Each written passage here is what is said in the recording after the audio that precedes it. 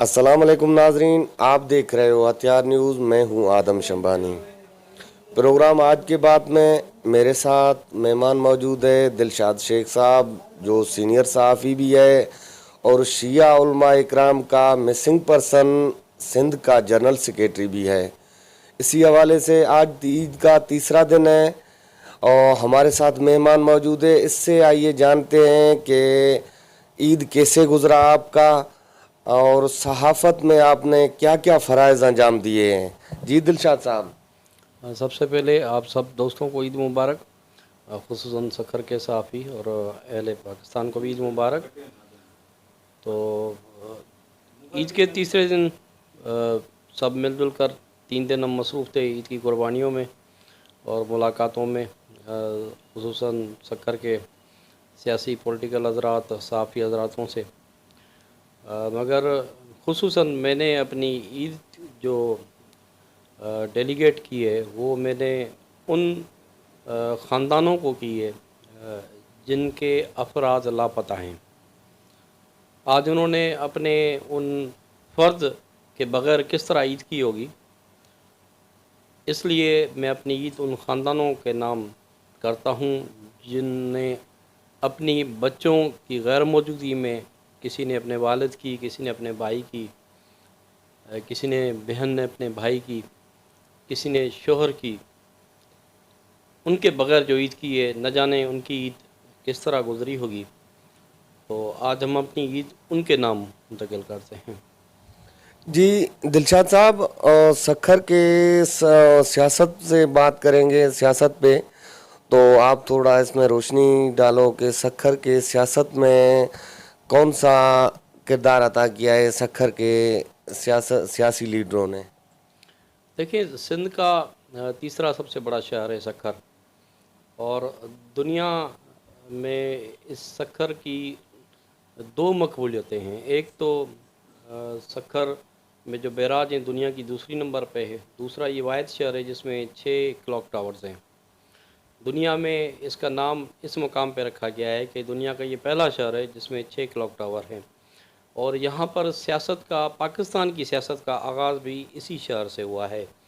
یعنی اس شہر سے اگر آپ سیاست میں جائیں گے تو سندھ کے پہلے وزیر اعلیٰ عبدالستار پیرزادہ کا تعلق بھی سکھر سے تھا، جو سندھ کے پہلے وزیر اعلیٰ تھے پاکستان بننے کے بعد۔ اور حفیظ پیرزادہ جنہوں نے قانون بنایا، آئین بنایا، ان کے والد صاحب تھے۔ اور پاکستان کو جس نے آئین دیا، جس نے آئین بنایا، عبدالحفیظ پیرزادہ، اس کا تعلق بھی سکھر سے ہی تھا۔ اس کے علاوہ بہت سے سیاستدان ہیں سکھر میں، سید خورشید شاہ، نصر اللہ بلوچ، علی حسن منگی، اسلام الدین شیخ، منور خان، بہت سے اور ایسے سیاستدان جو آج کل نئے نئے بھی سیاستدان ان کی اولادوں میں سے آگے ہیں، سید ناصر شاہ۔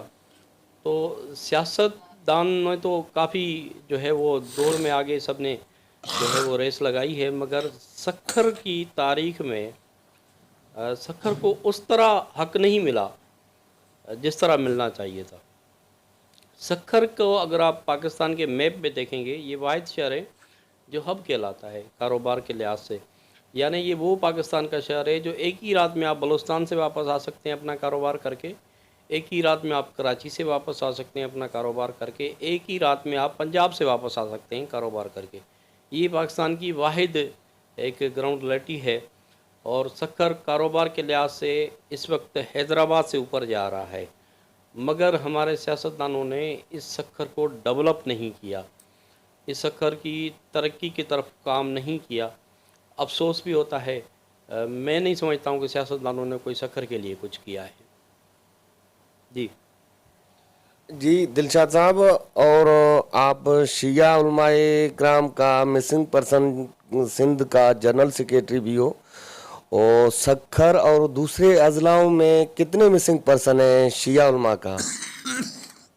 اس وقت پوری سندھ میں شیعہ مسنگ پرسن سندھ کا جو ہے وہ جنرل سیکریٹری ہوں مرکز کا۔ اس وقت پوری سندھ میں 126 ہمارے شیعہ نوجوان جو ہے وہ مسنگ ہیں، اور اندرونی سندھ میں کنکوڑ میں شاہ صاحب تھے، ابھی ببرلو میں ان کی واپسی ہوئی ہے، باقی تقریباً کراچی اور حیدرآباد سے ریلیٹڈ ہیں۔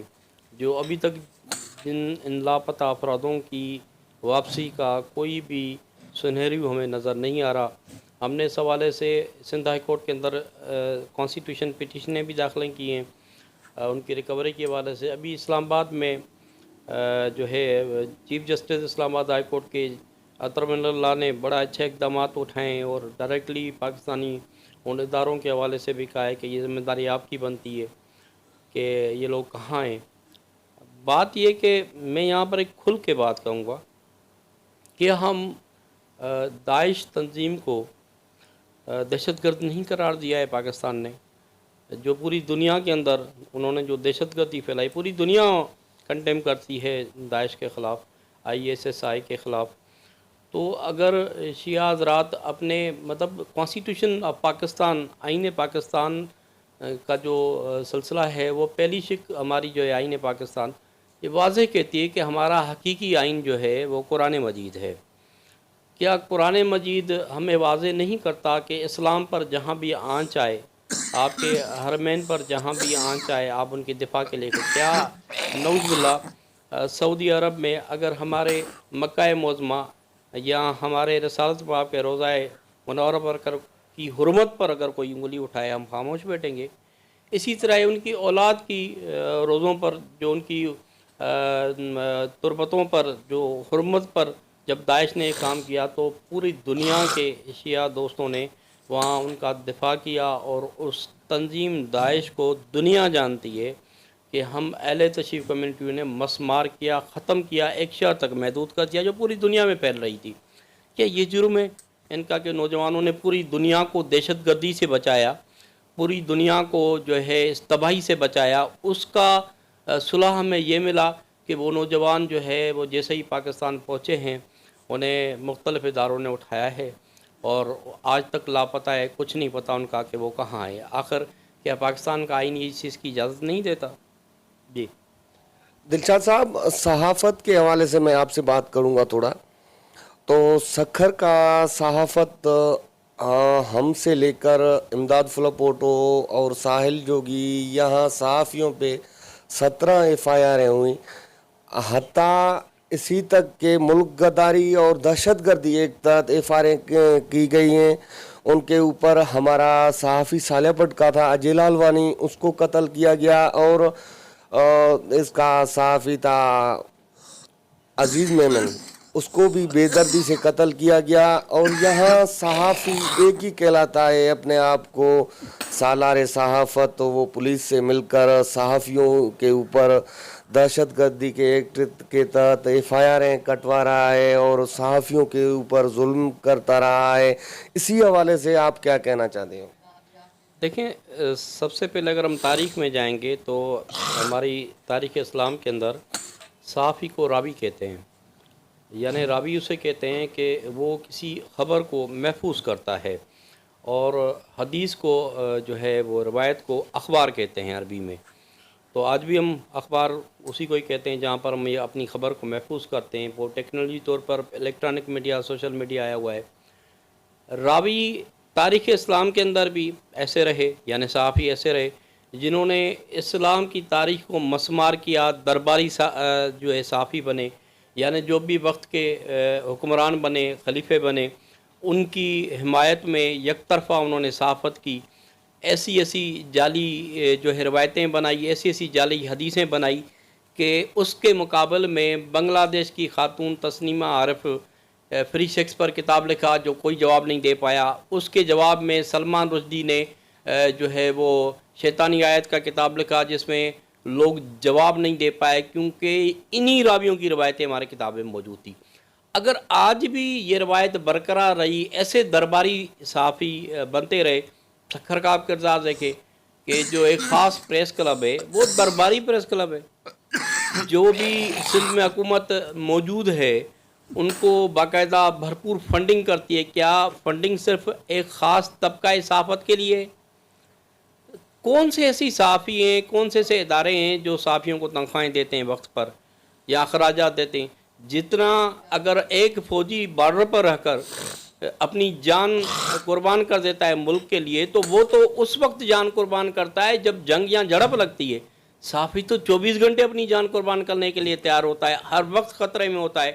آپ نے ساحل جوگی، امداد پھولپٹو کے حوالے سے، یا جو ہمارے شہید سالے پٹ میں ہوئے ہندو برادری سے تعلق رکھنے والے، آپ دیکھیں کیا ان پر جو ایف آئی آریں درج ہوئی ملک کی غداری، یا ابھی جو ملک میں حالات چل رہے ہیں ملک کی غداری کے مختلف سینئر صحافیوں پر ایف آئی آریں کٹ رہی ہیں. میرے اوپر بہت سی ایف آئی آریں کٹی، منی لانڈرنگ کے میرے اوپر مقدمات ایف آئی میں لگا دیے گئے، یہاں تک کہ میں نے اپنا ڈیبٹ کارڈ دبئی میں یوز کیا اور مجھ پر یہ الزام لگایا گیا کہ آپ نے باہر سے جو ہے پیسے ملک میں دہشت گرد کے لیے بھیجے. اس قسم کی حرکتیں اور بعد میں عدالتوں میں ثابت بھی نہ ہو، صرف ہراساں کرنا صحافیوں کو، تو اس طرح کی ہراسوں سے کچھ نہیں ہوگا. اور نام نہاد صحافیوں کی، ان صحافیوں کی جن کو ایک خبر نہیں بنانے آتی، جن کو اردو نہیں لکھنے آتی، جن کو اپنی سندھی نہیں لکھنے آتی، جن کا خود کا یہ نہیں پتہ، ایک ایسا صحافی جس کا عطا پتہ نہیں کہاں وہ گلستان سے وابستہ، اور وہاں سے یہ بریا روڈ پہ آ کے چوری چکاری کے مقدمات، ان کے والدین گرفتار ہوئے، وہاں سے بھاگ کر سکھر میں آج وہ صحافت کا بہت بڑا علمدار بن گیا ہے. اس کی آپ ابھی ہمارے لا انفورس ایجنسیوں کو یہ سوچنا چاہیے کہ جو ہمارے اوپر یعنی جو بیٹھا ہوا ہے، جن صحافیوں کا نام بٹھا دیا گیا ہے، میں تو یہ کہوں گا کہ ایجنسیوں کا بھی اس میں ہاتھ ہے کہ ان کا کم سے کم تحقیق تو کرے. یہ شخص ہے کون؟ یہ تو دہشت گرد ہے. اس نے تو ڈبل ایجنٹ کے طور پر پاکستان کو نقصان پہنچایا ہے. سکھر کے اندر لسانیت فسادات میں سندھی اور اردو بولنے والے بھائیوں کو آپس میں لڑا کے دونوں کو قتل عام کیا ہے.